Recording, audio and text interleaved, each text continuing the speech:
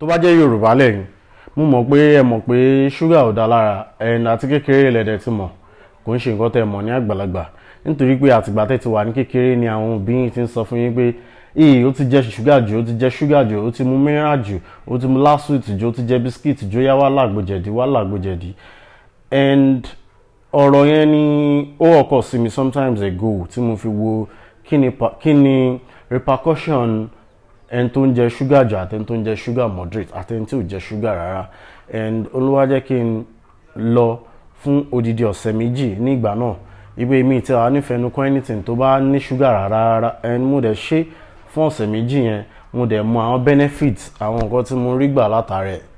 kó tó di pé mo tún bẹ̀rẹ̀ sí ní jẹ ṣúgà padà ṣùgbọ́n ní ìsìn mo fẹ́ quit sugar for 1 month mi ì dẹ̀ fẹ́ dá ṣe mo fẹ́ kí èmi àtẹ̀yin kájọ ṣe nítorí pé gbogbo bí everything bá yín ṣẹlẹ̀ mo máa fún yín ní update ní ọ̀sẹ̀ọ̀sẹ̀ fún ọ̀sẹ̀ 4 gbáko and mo dẹ̀ fẹ́ kájọ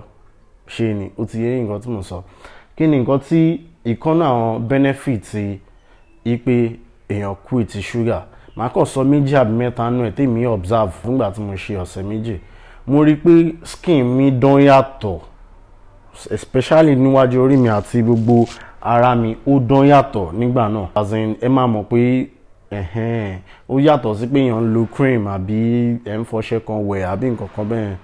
skin yẹn dán yàtọ̀ ẹlẹ́ẹ̀kejì tí mo rí ni pé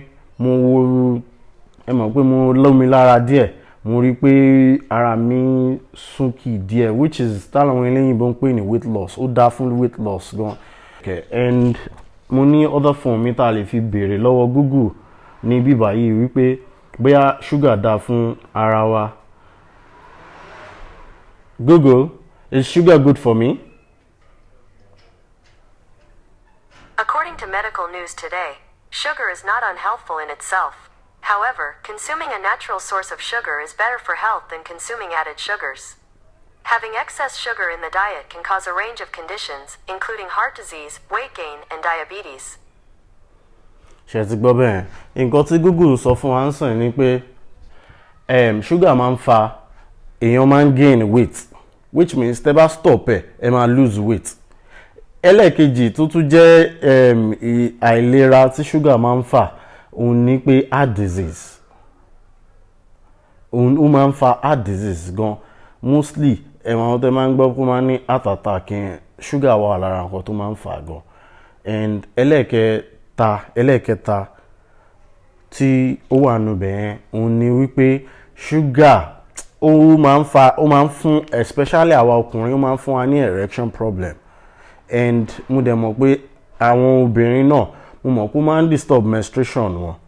one way or the other so nǹkan tí fídíò yìí wà fún nìyẹn ẹlẹ́ẹ̀kẹta tí mi ti sọ lẹ́ẹ̀kan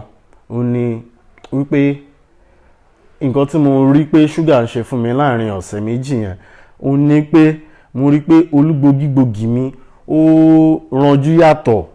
ó ti yẹ nǹkan tí mo sọ bẹ́ẹ̀ ó ranjú yàtọ̀ sí bó ṣe máa ń ṣe tẹ́lẹ̀ so number 1 ní jẹ̀díjẹ̀dí kọ̀ọ̀kan lára ṣó ti yín bẹ́ẹ̀ then màá dẹ̀ tún fẹ́ sọ fún yín àwọn nǹkan tí tẹ́yìn náà bá fẹ́ try àwọn nǹkan tẹ́ máa ṣe àtàwọn nǹkan tẹ́ ní ṣe ẹ má sọ wípé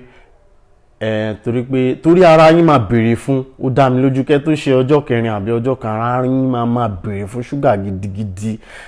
màá sọ àwọn advantage tó wà ń bẹ̀ ẹ máa ní okun yàtọ̀ as in eléyìí tí bóyá ẹ lókun gbà tẹ́ fẹ́ kú ní láàárọ̀ ìgbà tẹ́ máa fi dé lálẹ́ ó ti rẹ̀ yín kò ní sí yẹn níbẹ̀ ó dá mi lójú ni kò ní sí yẹn níbẹ̀ ẹ máa okun tẹ́ bá gbé kú ní láàárọ̀ lẹ́ máa gbé padà sílé lálẹ́ tẹ́ bá máa fi ṣe ọ̀sẹ̀ kan tó dá mi lójú dáadáa ṣó ti yẹn nǹkan tí mo sọ báyìí so àwọn nǹkan tẹ́ máa ṣe ẹ máa run away from juice kò bá jẹ́ lè tẹ́ ṣe fúnra yín tẹ́ fi ṣúgà sí ẹ má lò bẹ́ẹ̀ because ẹ ti process food tẹ́ fi ṣe juice so àwọn nǹkan tẹ́ bá fẹ́ mọ̀ pé ẹ ní sugar díẹ̀ or something ó pè mí kẹ́ jẹ ọ̀gẹ̀dẹ̀ ẹ má jẹ pineapple ẹ má sọ pé ẹ wá lọ sídìí oyin ẹ má sọ pé ẹ mu milk àbí anything tẹ́ mọ̀ pé wọ́n fi sugar sí kẹ́ tó mu any content kẹ́ tó jẹ anything ẹ kọ́kọ́ wo sugar content ara ẹ̀ biscuit gbogbo àwọn nǹkan bẹ́ẹ̀ yẹn nǹkan tẹ́ ẹ̀ ní ṣe nìyẹn in fact the first one tí mo sọ fún yẹn mo mu beer ẹ understand, but eléyìí máa try torí oṣù kan ó pọ̀ gan, but máa try láti má mu anything alcohol rárá fún oṣù kan yẹn. So màá dẹ̀ máa sọ fún yín bó bá ṣe ń lọ ní ọ̀sẹ̀ọ̀sẹ̀. Kí wá ní nǹkan tí mo wá fẹ́ kẹ́ ṣe fún mi? Nǹkan tí mo fẹ́ kẹ́ ṣe fún mi ni ìzádà kájọ máa ṣe or kẹ́ dúró kémi ṣe tèmi. And the only way tí a lè fi jẹ́ ọ̀rẹ́ ara wa kó tó dìgbà yẹn òun ni wípé kẹ́ subscribe sórí YouTube channel yìí. Ṣé ti ẹ̀yin nǹkan tí mo sọ? So tí máa ń post àwọn fídíò yẹn fún ọ̀sẹ̀ mẹ́rin, ẹ máa lè máa wò, ẹ máa rí bóyá ìyàtọ̀ wà ń bẹ lóòótọ́ àbí kò sí ìyàtọ̀. Ṣé ti ẹ̀yin? Ìdí only nǹkan ẹyọkan ṣoṣo tí ẹ ní rí, ẹ ṣàrí bí mo ṣe rí nsìn yìí. The only nǹkan ẹyọkan ṣoṣo tí ẹ ní rí ni olúgbògìgbògì mi. Ṣé ti ẹ̀yin? Ṣùgbọ́n nǹkan méjì tó kù tí mo ti observe, bóyá ó tún wá ju méjì lọ, màá sọ fún yín, ẹ dẹ̀ máa fi ojú ara yín rí. Ẹ rí size mi nìsín.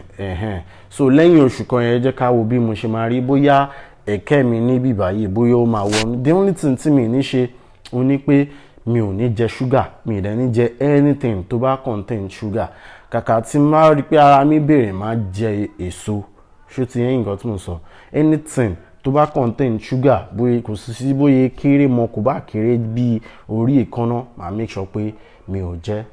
So kò ní ju báyìí lọ lénìí. Tó bá máa fi di ọ̀sẹ̀ tó ń bọ̀ tí máa fún yín ní update, ẹ má gbàgbé láti like ara yín.